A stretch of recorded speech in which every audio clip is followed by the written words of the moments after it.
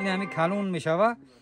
این درختان گریپ فروت سال دوم است که در گرمخانه‌های لیمو پروران ناحیه جیهان حاصل می‌دهند. لیمو پروران درختان نوی میوه‌های سوبتروپیکی را تجربه کرده برای سال دوم است که حاصل می‌گیرند. رنگش همین خیلی میشوه. ای همون نموده که در خارجه میشوه، ای اون دای خوبتر میشوه. نه که از یه ماه وقت در کن. یه ماه وقت در کن که همین به همون چی خودش برسه.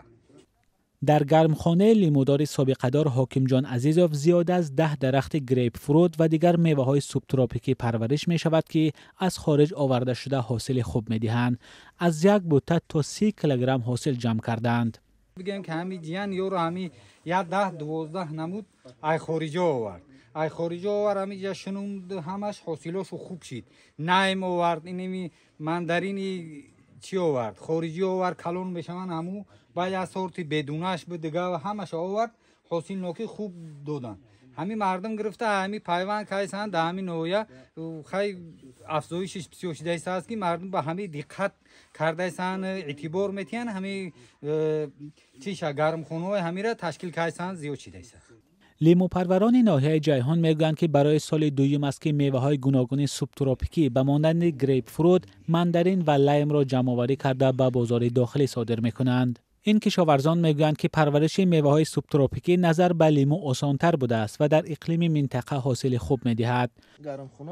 امید خوجا شریفوف لیمو پرور دیگر از جیهان میگوید که او نیز از پرورش لیم و گریپ فروت حاصل خوب گرفته است.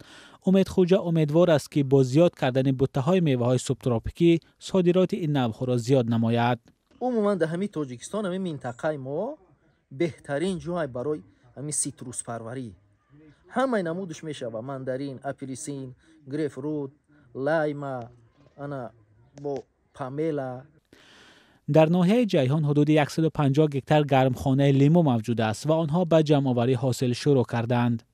از اداره کشاورزی ولایت ختلان خبر دادند که حدود 80% لیموهای وادی وخش در ناحیه جیهان پرورش می شود و در ناحیه کوشانیان و عبدالرحمن جامع نیز با لیمو پروری مشغولند. 1 کیلوگرم لیمو را از گرمخانه لیمو پروران از 5 تا 6 سامانی می خرند و در بازارهای وادی وخش از 8 تا 12 سامانی می فروشند.